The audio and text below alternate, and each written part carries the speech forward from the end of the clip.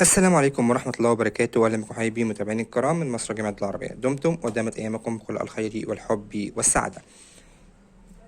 بعد بسم الله والصلاة والسلام على رسول الله صلى الله عليه وعلى من والاه. معكم أخوكم أحمد الكومي، الأمل لتعليم صناعة المنظفات.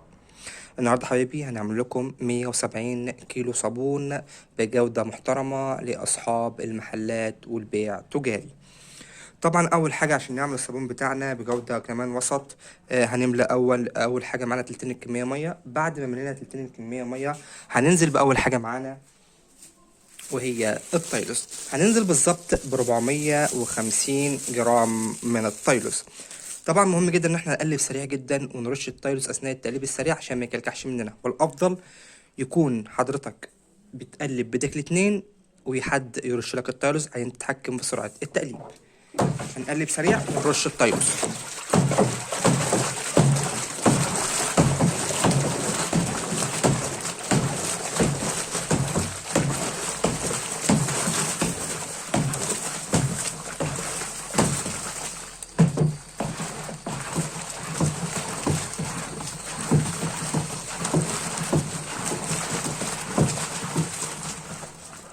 بكل سهولة التايلوس ده معانا. بعد كده هننزل ورق التايلوس مباشرة بالصودا بتاعتنا. معايا بالظبط كيلو 725 جرام من الصودا السائلة.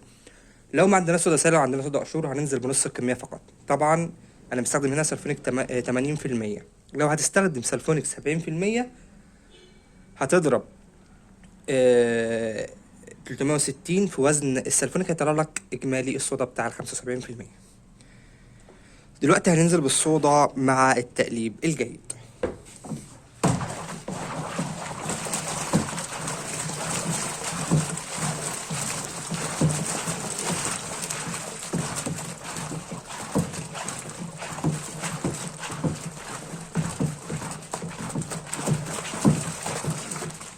وبعد حبايبي ما دوبنا الصودا بتاعتنا كويس جدا هننزل وراها مباشرة حبايبي ب5 كيلو من حمض السلفونيك الشفاف. ده حمض سلفونيك شفاف الأمل 80%. ده بيتصنع مخصوص لشركة الأمل. شايفين النقاش، شايفين الشفافية يا جماعة، بسم الله ما شاء الله. المهم جدا إن احنا لما ننزل بالسلفونيك ننزل بالسلفونيك بنسبة 100%. يعني نشطف الجدل أو بكرتونة كده ونمسح الجدل ونحط كل السلفونيك بنسبة 100% ونقلبه كويس جدا.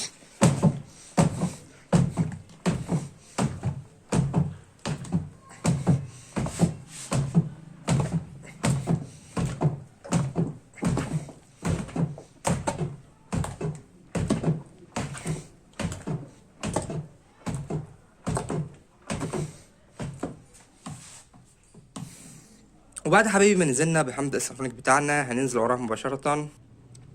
ودلوقتي حبيبي هو وقت قياس البي اتش. اهم حاجة نظبط البي اتش بتاعنا على رقم 7. واهم حاجة عشان نظبط البي اتش بتاعنا لازم ناخد بعيد عن الرغوة يا جماعة. يعني نقلب تقليبة كده ونحط الورقة في المنتج بعيد عن الرغوة. تعالوا نشوف البي اتش بتاعنا على اول ورقة اهوت، رقم 7 مظبوط بالظبط اهوت. الوان رقم 7 اهو، لون رقم 7 حبيبي.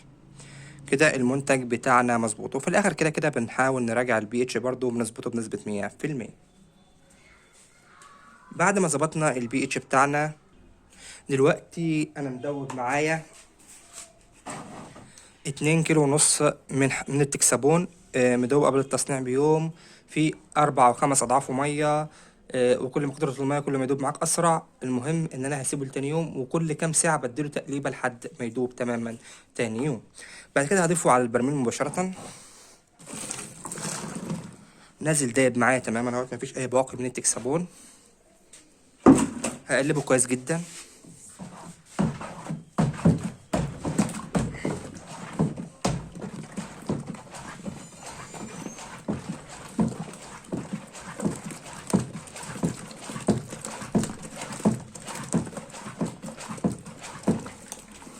وبعد ما قلبت التكسابون كويس جدا بنص كيلو من البيبي فور او البتاين، هو الاتنين اسم واحد. البيبي فور او البتاين بيعزز الرغوه، بيزود من رغوه المنتج، ولكن لازم يكون في رغوه في المنتج هنعززها. يعني ما تحطلوش لمنتج ما فيهوش رغوه نهائي ومعدوم من الرغوه. بعد كده هقلب كويس جدا. على فكرة البيبي فور بيديني لمعة ممتازة جدا كمان للمنتج.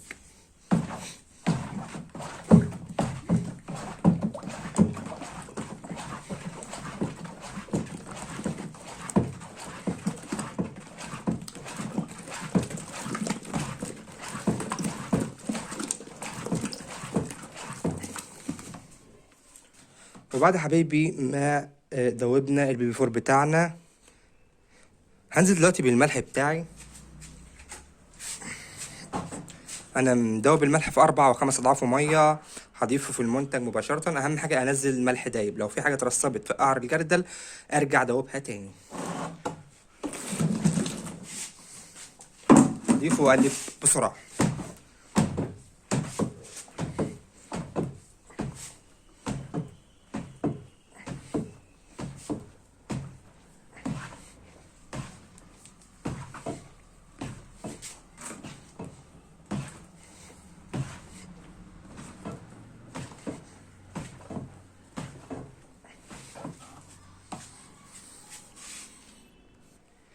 بعد كده حبايبي هكمل ميتي للاخر وارجع لكم تاني. دلوقتي حبايبي انا مدوب 20 جرام. دلوقتي حبيبي انا مدوب 20 جرام من الاصفر الغروب، هضيفه مع التقليب الجيد.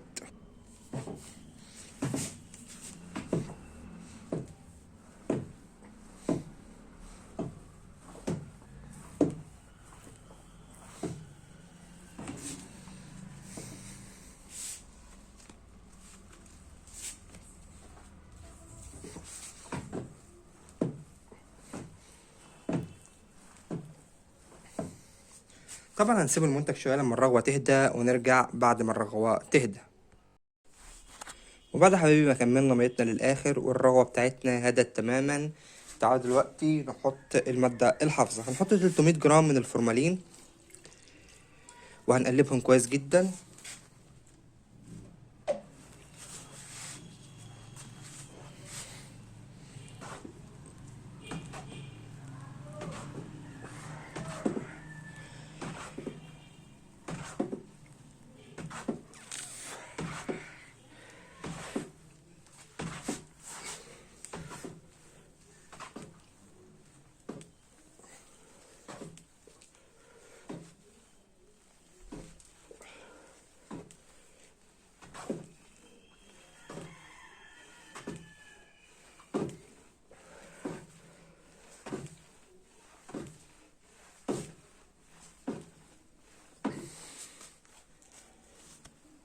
وبعد ما قلبنا الفورمالين كويس جدا، مهم جدا حبايبي ان احنا نقلب الفورمالين كويس جدا جدا جدا عشان خاطر يحفظ لنا المنتج.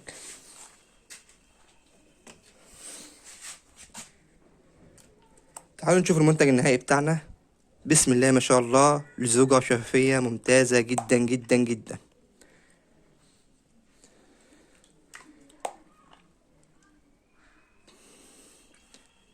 زي ما انتم شايفين نقاء عالي جدا. احنا من هنا مستخدمين سلفونيك ممتاز اللي هو سلفونيك الامل.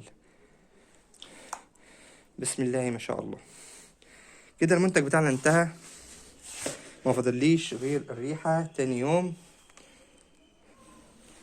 هنحط 100 جرام ريحة، وتاني يوم عشان ريحة الفورمالين تكون راحت من المنتج او خفت شوية فما تاكلش الريحة وما تأثرش عليها بالسلب.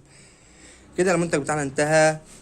لو عجبك الفيديو اعمل اعجاب بالفيديو واشترك بالقناة وفعل الجرس حتى يصلك كل ما هو جديد من اخوك احمد الكومي، الامل لتعليم صناعة المنظفات.